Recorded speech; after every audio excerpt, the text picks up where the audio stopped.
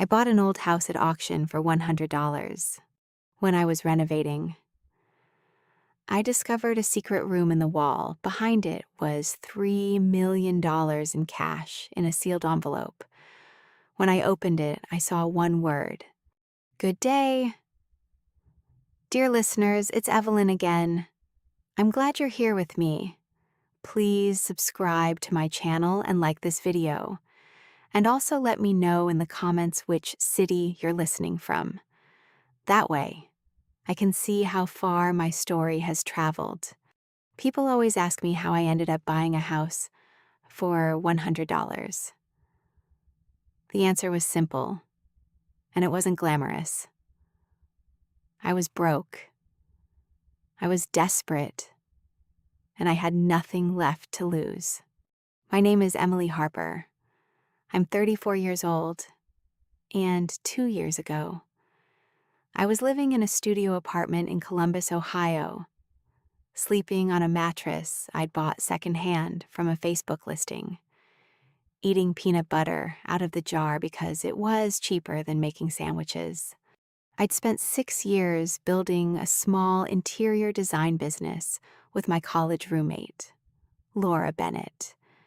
And when Laura quietly dissolved our LLC and walked away with our client list, our vendor relationships, and our reputation, she left me with nothing but a non-compete clause that she'd had her lawyer draft the week before she pulled the plug. I didn't have the money to fight it, so I didn't. My mother kept telling me to move back to Dayton. My sister kept sending me job listings for administrative assistant positions. I kept telling them I was fine. I was not fine. The tax line auction was something I stumbled onto through a YouTube rabbit hole at 2 in the morning. Municipalities sell properties when the owners stop paying taxes. Some of those properties are worth buying. Most are not, but the entry cost could be shockingly low if you were willing to take on something truly unwanted: a house with liens, structural problems, title complications, or a history that made other bidders walk away. The property at 414 Dunor Street in Mill Haven, a small town 40 minutes outside Columbus, had all of those things. It was a 3-bedroom craftsman bungalow built in 1931, last occupied in 2019 when the owner, a man named Walter Hayes, had died without a will and without heirs anyone could locate. The county had been sitting on it for 2 years. The minimum bid was $100, and on the morning of the auction, I was the only bidder. I drove out to see it that same afternoon. It was October, and the maples along Dunor Street were burning orange and red, which was the only beautiful thing I could say about the situation. The house itself was a disaster. The porch railing had rotted clean through. One of the front windows was boarded over with plywood that had started to warp. The yard was a tangle of dead weeds and volunteer sumac that had grown shoulder-high against the foundation. But the bones were good.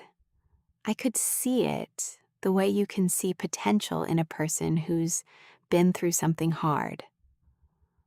The roofline was straight. The chimney was intact. The porch columns were original and solid.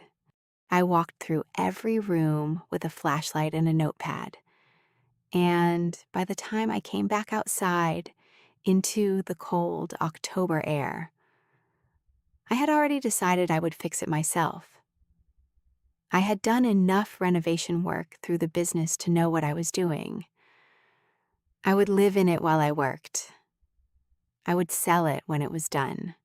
The first weeks were exactly what I expected: exhausting, dirty, and deeply unglamorous.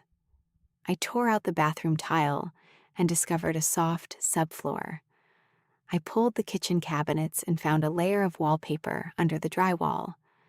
And under that, original beadboard in near-perfect condition. I replaced the porch railing, reglazed 2 windows, and spent an entire weekend cleaning a century's worth of debris from the basement. It was in the 3rd week that I first noticed something was off. I was working on the dining room wall, the long interior wall that ran parallel to the hallway, when I tapped it with my knuckle, the way I always do, testing for hollow spots that might indicate water damage or a failing stud. The left side of the wall sounded the way it was supposed to. The right side did, too. But there was a section in the middle, roughly 4 feet wide. That sounded different. Not hollow, exactly. More like there was something behind it, something insulated, something that had been deliberately packed in. I told myself it was probably just extra insulation added at some point. Old houses were full of quirks. People did strange things to old houses. I told myself that for 3 more days. Then I got out my stud finder, ran it slowly across that section of wall, and watched the readings jump in a way that didn't match insulation. It matched density. Solid. Even density. Broken up by a seam approximately 6 feet tall and 2 feet wide on the left side. A door-shaped seam. I went back to my truck and sat in the cold for a long time, looking at the house through the windshield. The maple in the front yard had dropped most of its leaves by then. They were plastered wet against the porch steps.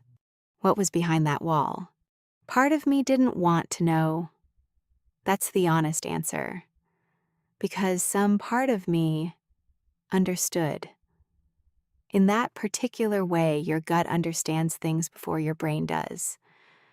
That whatever was back there was going to change things.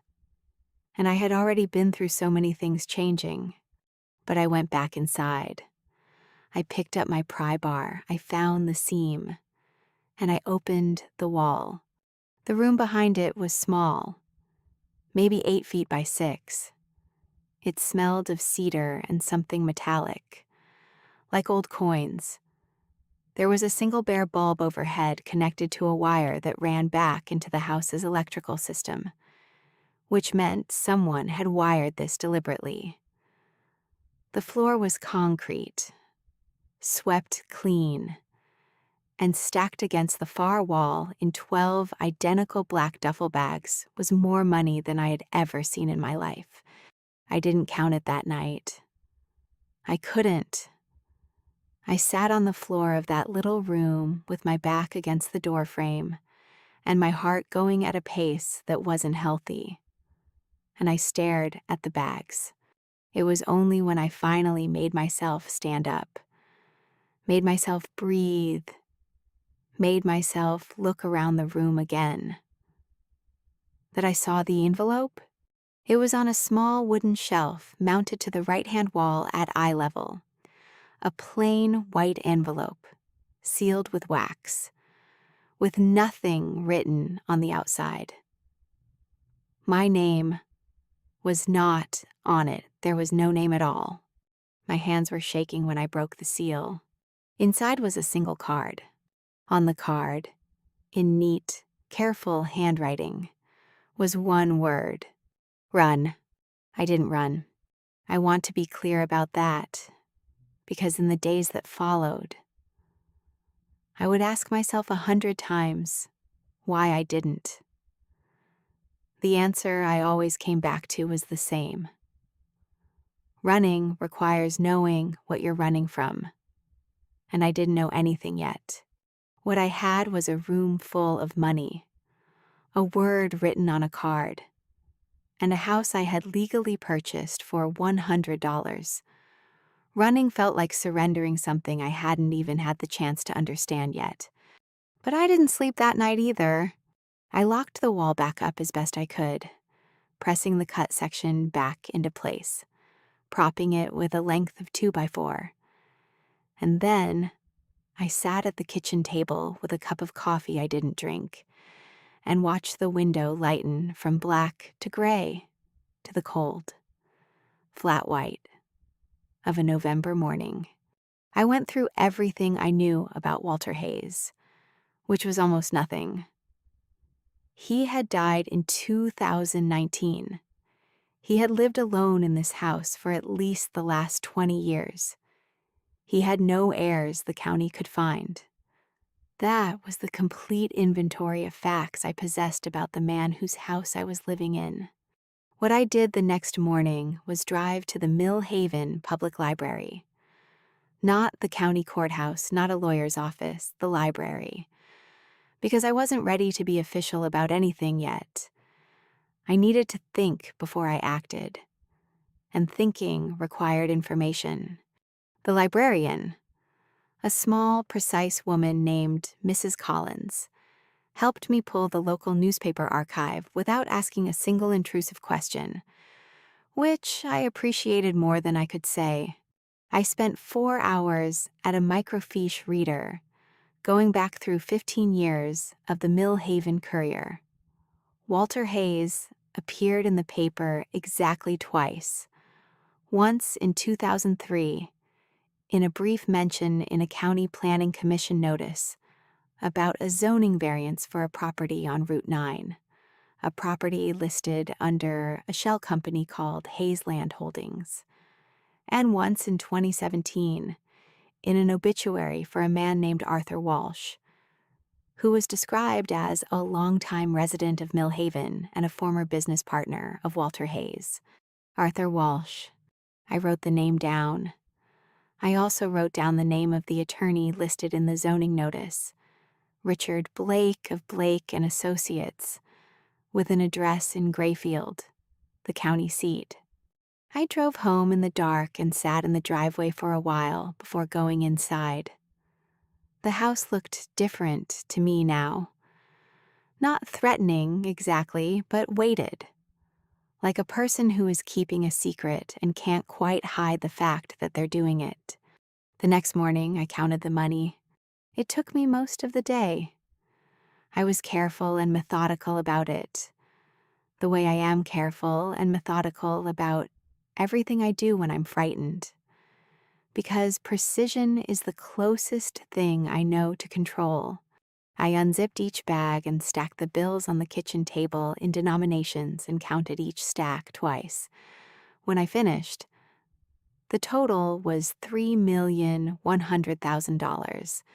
I sat with that number for a long time, $3.1 million, in a hidden room in a house I had bought for $100 from a dead man with no heirs, from a county that had no idea what was inside. Legally, the situation was murky in a way that I understood was going to require very careful navigation. The house was mine. What was inside the house was also arguably mine. But that argument depended on where the money came from and how it had gotten there and whether anyone with a legal claim to it was still alive to make that claim. The envelope said run, which meant someone had put that money there deliberately, which meant someone had known at some point that someone else might find it, which meant the money had a history and histories, in my experience, have people attached to them. The question was who. I knew I needed a lawyer. Not the one named Richard Blake. He had a connection to Hayes, and I wasn't going near anyone with a prior connection to this house until I understood what I was dealing with. I needed someone outside the county, someone I could trust. I also knew I needed to be careful about what I said and to whom and for how long, because the moment I told anyone, a lawyer, a friend, my mother, anyone, this became real in a way that couldn't be undone, and I needed to be ready for that. So I gave myself 3 days to research, to think, and to build a plan before I made a single official move. The plan that took shape was not complicated. It had 3 parts. First, establish a clear legal record of the discovery, date, location, documented inventory, in a way that protected me and created an unambiguous timeline. Second, research the money's origin well enough to anticipate who might come looking for it and why. Third, consult a lawyer who specialized in found property and estate law outside of this county before I said a word to anyone in an official capacity in Mill Haven. What I didn't account for in those 3 quiet days of planning was that someone was already watching the house. I didn't know that yet, but I would. The lawyer I found was named Angela Brooks. She practiced out of a small firm in Westerville, specializing in estate disputes, probate complications, and what her website called property law for non-standard situations. I like that phrase. My situation was non-standard in ways that I suspected would take a while to fully enumerate. I called her on a Thursday morning from my truck parked 2 blocks from the house because I had begun to feel irrationally. I told myself that the walls of the house were listening. I told her everything. I told her about the auction, the purchase price, the hidden room, the money, and the envelope with a single word. I spoke for 20 minutes without stopping. When I finished, there was a pause on the other end. "Are you safe?" she asked. That was not the question I expected. "I think so," I said. "Okay," she said. "Don't move the money. Don't tell anyone else. Come see me tomorrow." Angela Brooks was a compact woman in her late 40s with a reputation. I would later learn for being the person other lawyers sent cases to when those cases were too complicated or too sensitive for them to want to touch. She listened to me tell the story again in her office, this time taking notes. And at the end, she leaned back in her chair and looked at me with an expression. And I recognized the expression of someone doing rapid triage. "Here's what you need to understand," she said. "The legal status of this money is genuinely uncertain because you purchased the property through a legitimate tax lien auction. You have a strong argument for ownership of its contents. But if the money was obtained illegally, if it was the proceeds of a crime, that complicates things significantly. The government can make a claim, so can any victims of whatever activity generated it. And if it was just saved, hidden legitimately, then it's almost certainly yours. But you'll need to be able to demonstrate that, or at minimum demonstrate that no one with a valid claim can be identified." She advised me to file a formal report with the county sheriff's office documenting the discovery and to do it immediately. Not because I was legally required to in this precise circumstance, but because creating an official, time-stamped record of the discovery was the single best protection I had. If anyone ever claims you found this money and hid it, you want a paper trail showing you went to the authorities the moment you had a plan. I filed the report that same afternoon at the Mill Haven County Sheriff's Office. The deputy who took my statement was young and visibly unsure what to do with what I was telling him. He made a phone call. Then another within an hour. I was sitting across from Sheriff Thomas Keller, a heavy man in his mid-50s with a measured quality to his attention that I found oddly reassuring. He took the report seriously. He sent a deputy back to the house with me. He documented the room, photographed the bags, and logged the serial numbers on a sample of the bills. And then he said something that stopped the blood in my veins. "You know what's interesting?" he said, standing in the little cedar-smelling room, looking at the stacked bags. "We had a report filed on this address back in 2018. Someone didn't leave a name, called in a tip that there was a large sum of money being stored here. We followed up, found nothing, closed it out. He paused. Looks like we missed something. Someone had called in a tip in 2018, a year before Walter Hayes died, which meant that someone, not Hayes, not a stranger, but someone who knew, had tried to have the money found or confiscated or removed from Hayes's possession, and it hadn't worked. Who would do that? I drove home that night with the windows down, even though it was cold, because I needed the air on my face to stay clear-headed. I was still sitting in the driveway when my phone buzzed with a text from a number I didn't recognize. "We know you found it. Don't do anything stupid." I screenshotted it, forwarded it to Angela, and called the sheriff. The next morning, Angela called me with news. She had a contact at the county recorder's office, and she'd pulled the full chain of title on the Hayes Land Holdings shell company from the zoning notice I'd found. The company had been registered in 2001, and it had 2 members, Walter Hayes and a man named Nathan Walsh, the son of Arthur Walsh, the man whose obituary had mentioned Hayes as a former business partner. I had my first direct connection. I had my first real piece of evidence, and someone out there knew I had it. There was no going back now. Angela moved quickly once we had Nathan Walsh's name. She filed an emergency injunction the following morning, requesting that the money be held under court supervision pending resolution of the ownership claim, and simultaneously notified the county prosecutor's office of the threatening text message. The prosecutor's office was interested. The text had been sent from a burner phone, which told us something about the person who sent it. They had prepared for this, or something like it. This was not a panicked response. This was someone who had been watching and waiting and had a protocol ready. I spent those days at Angela's office or at a motel outside Columbus, where I was staying, not the house.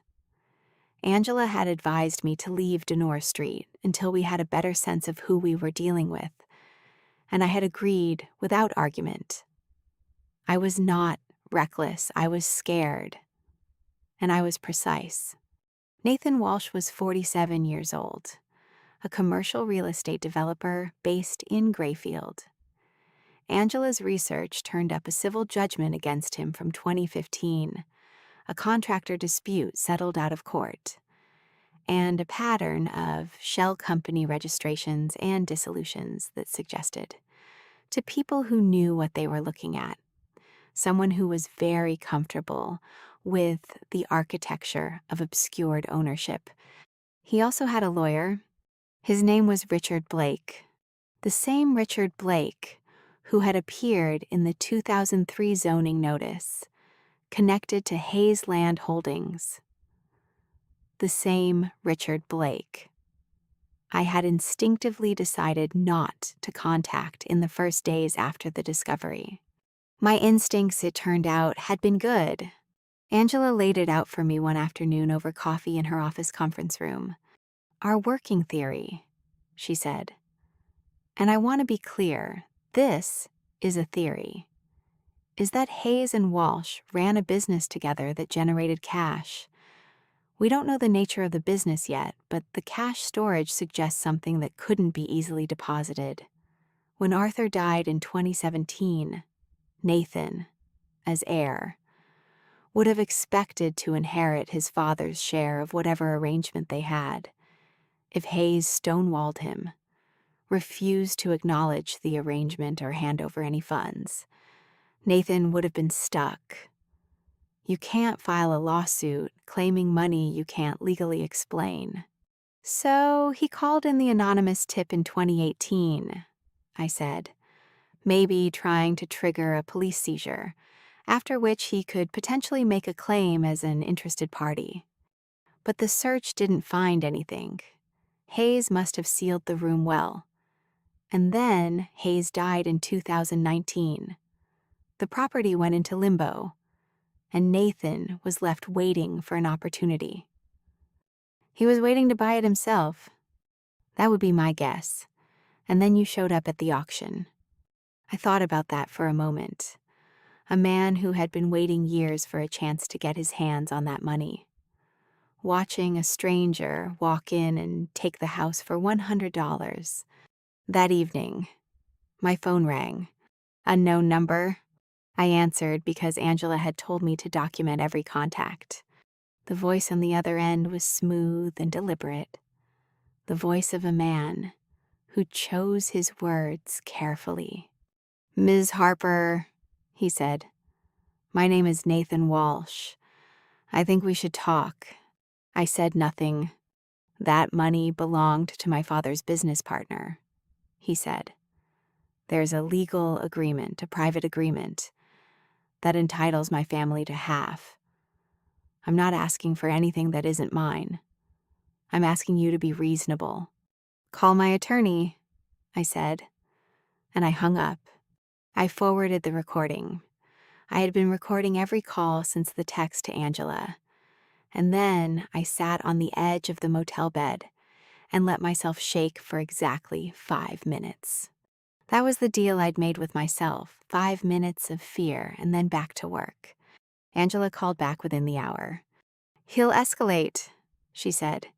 "He has no legitimate legal claim that he can bring into a courtroom without exposing himself, which means he's going to try other methods.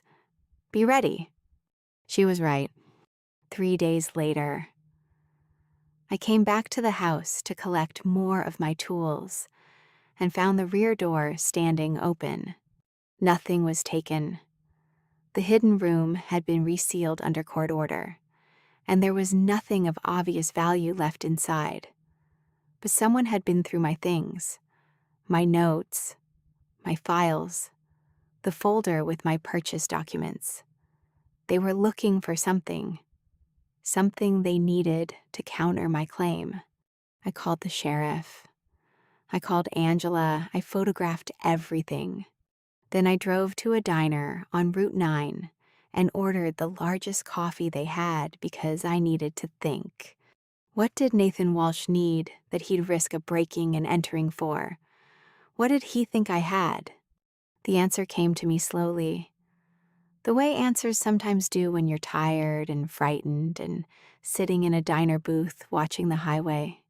He needed to know if I had the agreement, the private agreement he'd mentioned on the phone, if it existed, and if I had found it somewhere in that house. It cut both ways. It could support his claim, or it could expose what the business had actually been. I didn't have it, but I now knew to look for it. I took 3 days after that, as I'd promised myself I would when things got hard. I stayed at the motel. I slept. I called my sister. I didn't tell her anything specific. I just let her talk to me about ordinary things. I watched old movies on the laptop and ate delivery pizza and let my body and mind recover from the sustained adrenaline of the past weeks. When the 3 days were up, I went back to work. The quiet that followed was not comfortable, but it was useful. Nathan Walsh went still. No more calls. No more texts from unknown numbers. No more signs of entry at the house. Angela had warned me that this kind of stillness was often more deliberate than the noise. That a man like Walsh, advised by a lawyer like Blake, would pull back and assess rather than continue pressing when his initial moves hadn't produced results. They were watching, they were calculating. I used the time. I went back to the house on a Monday morning with fresh eyes and a new purpose. I was no longer just renovating. I was searching methodically, room by room. In every place a document might have been hidden by a man careful enough to hide $3 million in a wall. I pulled up floor vents. I checked behind electrical plates. I looked under the drawer liners in the built-in kitchen cabinet. I spent an entire morning in the basement, which had a concrete floor and a low ceiling and the particular cold smell of old houses. I found it on a Wednesday afternoon. It was in the attic, folded inside the sleeve of an old vinyl record album, Curtis Baker Sings, which had been tucked into a cardboard box with a dozen other albums against the north wall. The document was 4 pages, handwritten, dated 2001, and signed at the bottom by Walter Hayes and Arthur Walsh. It was a partnership agreement. And it was specific. The two men had operated what they called a cash facilitation service, a phrase that in the context of everything else was clearly a description of money laundering.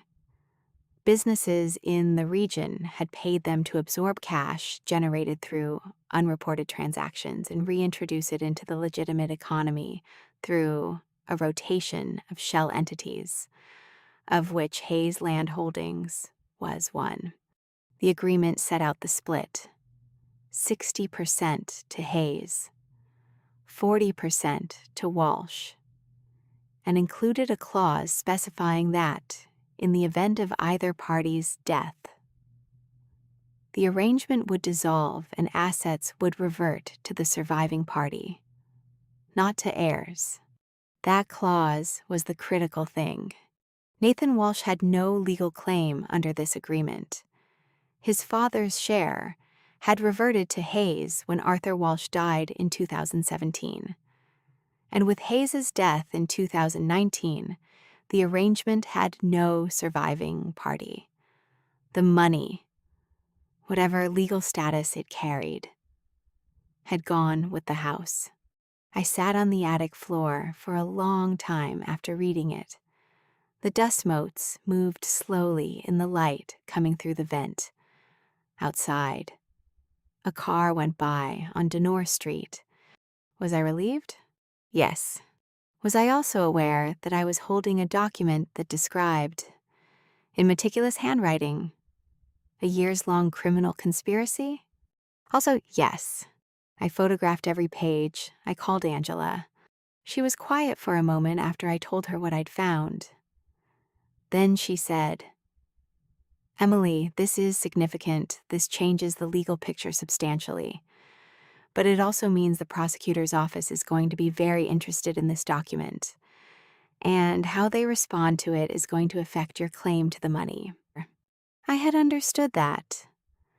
I had been thinking about it all afternoon. "There's a pathway here," Angela said carefully, "where you cooperate fully with the prosecutor's investigation into the money laundering operation, and in exchange, your claim to the money as a good faith purchaser of the property is treated sympathetically. It's not guaranteed, but it's real. And Nathan Walsh, if this document is what you say it is, Nathan Walsh has been attempting to recover money that he has no legal right to from a criminal enterprise that his father participated in. The prosecutor is going to want to talk to him, too." I felt something settle in my chest. Not triumph.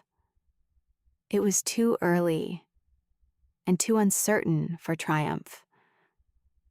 But the specific, grounded calm that comes when you have stopped reacting to a situation and started shaping it. 2 days later, I met with a woman named Rebecca Ellis, an assistant district attorney for the county. She was serious and efficient and asked excellent questions. I gave her the partnership agreement, the photographs, the recording of Nathan Walsh's call, the documentation of the break-in, and the threatening text. She thanked me and said she'd be in touch, walking out of the county building into the pale November sunlight. I called my old college friend, Sophie, who was one of the few people I had told even partial truths to during the previous weeks. She had been asking for updates in the careful way of someone who senses the situation is serious but doesn't want to press. "I need to have dinner with a real human being who knows my face," I said. "When?" "Tonight." She drove up from Columbus, and we sat in a restaurant booth for 3 hours, and I told her everything. Not because I needed advice, I had Angela for that, but because I needed someone who cared about me as a person, not as a client, to know that I was still upright. "You're the most terrifyingly competent person I know," she said. "I'm not terrifyingly competent," I said. "I'm just very, very stubborn." She laughed. It was the first time I'd laughed in weeks. It felt like coming up for air. They came to the house on a Saturday morning. I was there. I had moved back in 2 weeks earlier once Angela confirmed that the court injunction was holding and the money had been formally transferred to court-supervised escrow. The renovation was continuing. Life, in its mundane way, had reasserted itself alongside the extraordinary. I was still retiling the bathroom, still refinishing the dining room floor, still making decisions about cabinet hardware and light fixtures. Work was the one thing that reliably organized my thinking. The knock at the door came at 9:30.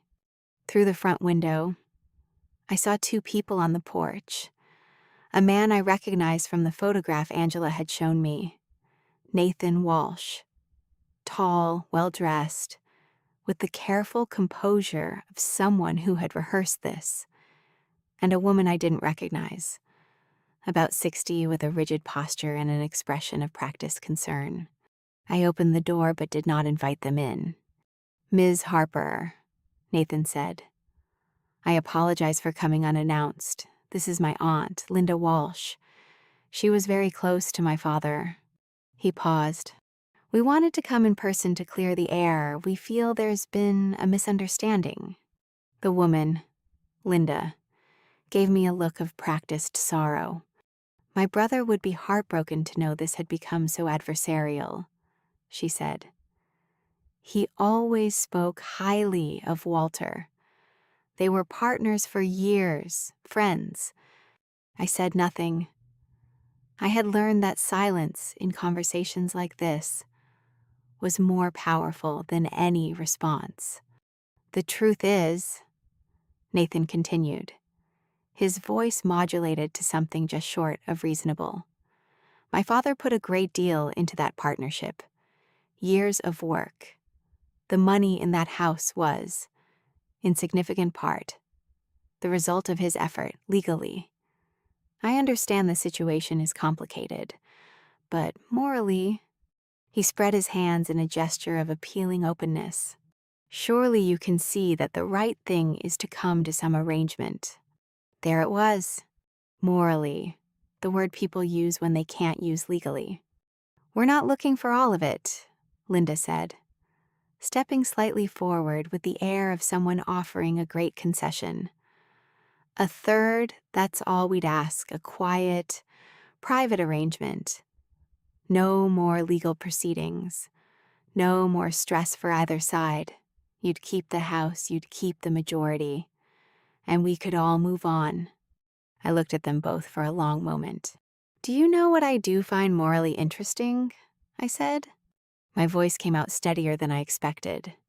"That you're standing on my porch making this offer the same week your attorney filed a motion to have the partnership agreement excluded from evidence on the grounds of privilege."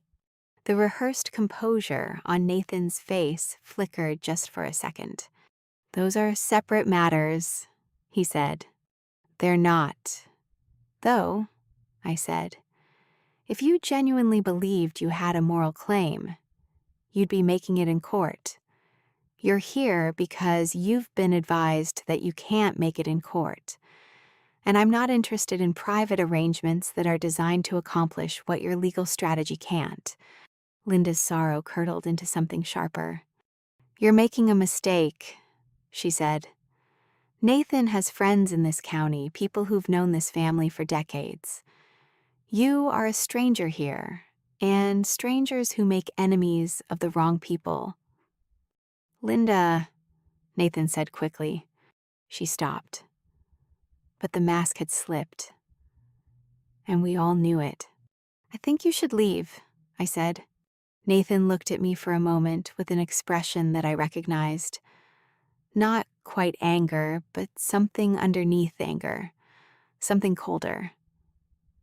Then he nodded once, and they walked back down the porch steps and got into a silver sedan and drove away. I closed the door and stood in the hallway for a minute. My heart was going fast. My hands were steady. I had expected them to come. I had even expected the approach, the aunt, the moral appeal, the supposedly modest ask. What I hadn't fully expected was how transparent it would feel, how clearly I would be able to see the machinery behind it. The fear was still there. Linda's words, strangers who make enemies of the wrong people, had landed with the weight they were intended to carry. Nathan Walsh had connections in Millhaven. I did not, but fear, I had learned over the past months, was not the opposite of resolve. It was more like fuel if you knew how to use it. I felt it now as a kind of clarifying heat. I called Angela. I told her everything they'd said, and specifically what Linda had said at the end. Good, Angela said in a tone that surprised me with its satisfaction. That's very good for us. It didn't feel good. It will. An implicit threat on your doorstep, with the context of everything else we've documented, is exactly the kind of behavior that tells a prosecutor this is not a family with a sympathetic claim they've been unable to vindicate through proper channels. It's a family that's been applying pressure to someone who got in the way of what they wanted. I poured myself a cup of coffee and stood at the kitchen window looking out at the yard. The sumac was bare now, black sticks against the gray sky. I had cleared most of it back from the foundation. The house was starting to look like itself. How much longer? I asked. Weeks, not months, Angela said. We're close. The hearing was scheduled for a Thursday in mid-December. By then, the prosecutor's investigation had been running for 6 weeks, and Angela had been told, in the careful language that lawyers use when they want to convey a great deal without committing to specifics, that the investigation had been productive. What that meant concretely, I would learn in stages. What I knew going in was that the ADA, Rebecca Ellis, had filed a formal criminal referral against Nathan Walsh for harassment and witness intimidation based on the text message, the phone call, and Linda Walsh's statement on my porch. Richard Blake's motion to exclude the partnership agreement had been denied, and a forensic accountant retained by the prosecutor's office had spent 4 weeks tracing the serial numbers on a sample of the bills in the hidden room, cross-referencing them with bank records obtained through subpoenas. Some of the bills traced back to legitimate business transactions. Some of them traced back to sources the forensic accountant's report described in dry. Official language as transactions consistent with structured cash deposits associated with known illegal enterprises. In other words, some of that money was clean enough, and some of it was demonstrably dirty. I sat in the hearing room in a charcoal blazer I had bought secondhand and pressed carefully the night before. And I was calm. Not the performed calm of someone pretending, The actual grounded calm that comes from having done every single thing you could do and being prepared for what came next. Nathan Walsh sat on the other side of the room with Richard Blake. He was dressed impeccably. He held his face in the expression of a man who has been wrongly accused of something minor and is patiently waiting for the misunderstanding to resolve itself. I had seen that expression on powerful people before. It was a kind of armor. The hearing was not the final resolution of the ownership question. That would come later through a separate proceeding. But it was the proceeding at which the criminal referral would be addressed, at which the admissibility of the partnership agreement would be formally affirmed, and at which the overall direction of things would become clear. Rebecca Ellis was methodical and precise. She walked the judge through the timeline, the tax lien auction, the discovery, the formal report, the text message, the phone call, the break-in, the discovery of the partnership agreement, the visit from Nathan and Linda Walsh. Then she introduced the forensic accountant's findings. And then she introduced something I hadn't known was coming. She introduced testimony from a man named Henry Morris, age 71, a retired restaurant owner from Grayfield who, under a limited immunity agreement, agreed to describe in detail his participation in the cash facilitation service, operated by Walter Hayes and Arthur Walsh, between 2001 and 2016. Henry Morris described payments, procedures, and the specific individuals who had managed his account. He named Arthur Walsh as his primary contact. He named Richard Blake as the attorney who had drafted the shell company documents. Richard Blake, sitting at the defense table, went very still. Nathan Walsh turned to Blake and said something in a low voice. Blake shook his head almost imperceptibly. Then Ellis said, "Your Honor," at this time. The state would also like to note that a second witness currently under a separate immunity agreement has provided corroborating testimony and additionally provided documentation indicating that Nathan Walsh was aware of the nature of the cash facilitation service operated by his father no later than 2014, and that he received a direct distribution from the enterprise in 2015 in the amount of $80,000. The composure on Nathan Walsh's face did not break, but something behind it did. I watched it happen. A change in the quality of his stillness from controlled to frozen. Blake put his hand on Nathan's arm. The judge asked Nathan's counsel if they wished to respond. Blake stood and said in a voice that was carefully, professionally steady, "Your Honor, my client categorically denies—" "Mr. Blake," the judge said, "I'm going to stop you there, given the testimony we've heard this morning. I am also directing that the Bar Association's Ethics Committee be notified of the potential conflict of interest arising from your firm's role in the creation of the entities described in the partnership agreement and your current representation of Mr. Nathan Walsh in matters related to those same entities. Do you understand?" Blake said, "Yes, Your Honor." He sat down. I looked at Nathan Walsh. He was looking straight ahead. His jaw was tight, the armor was still on. But it had been dented badly, and we could all see the shape of what was underneath. The months after the hearing moved with the particular deliberate speed of the legal system, which is to say not fast, but relentlessly.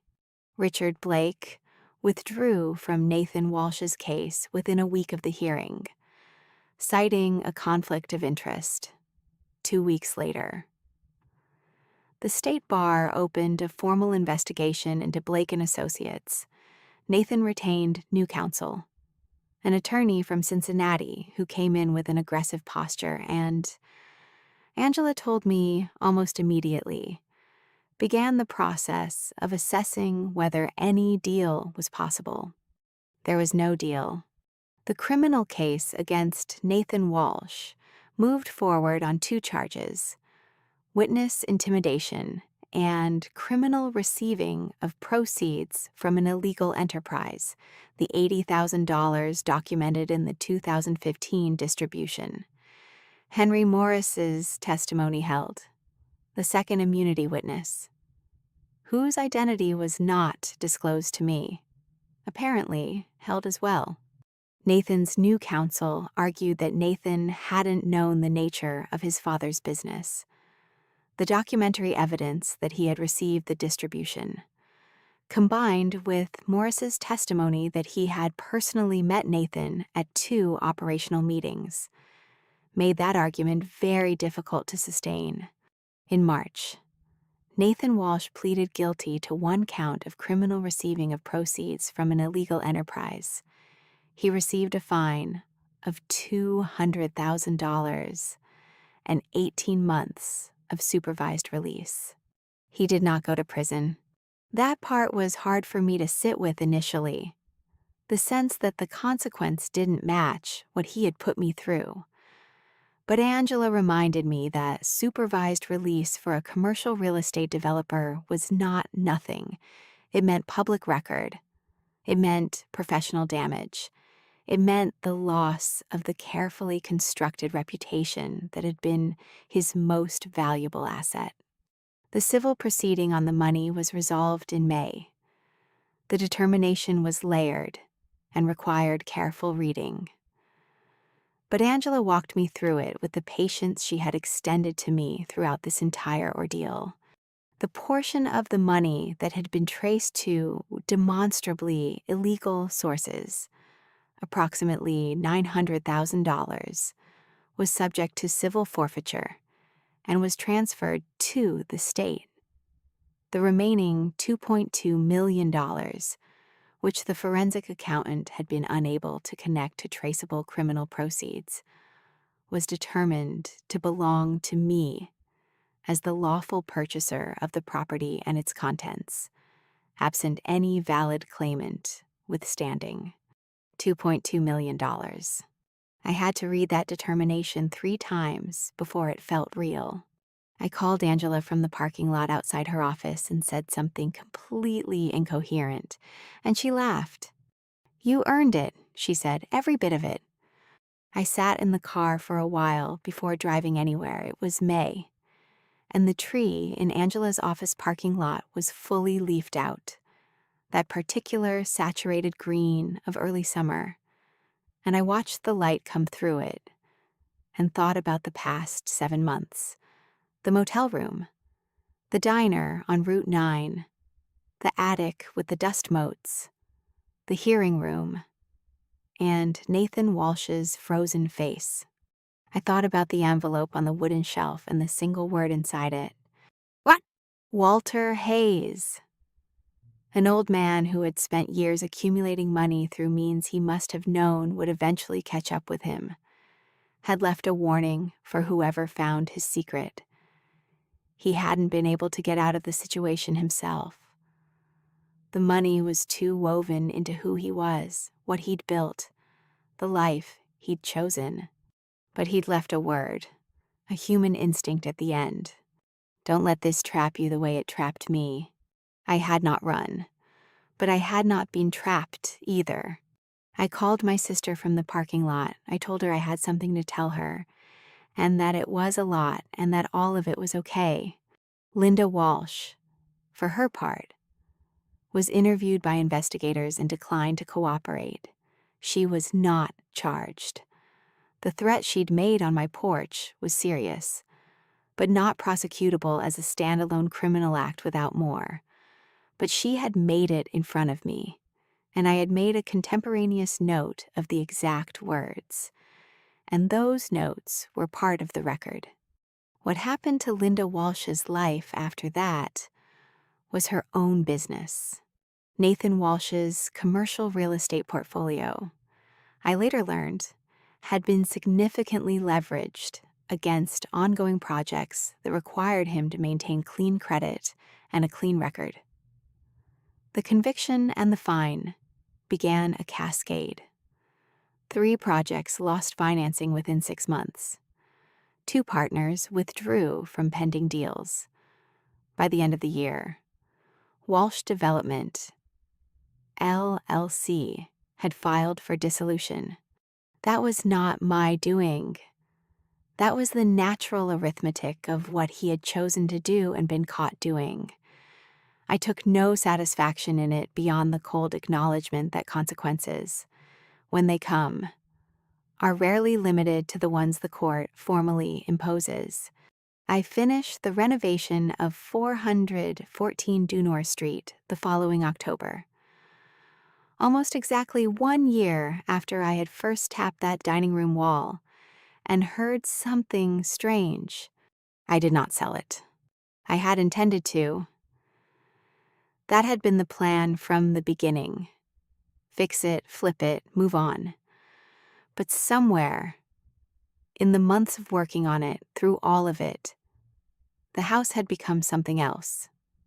Not just a project. A place. My place. I had stripped it down to its bones and put it back together.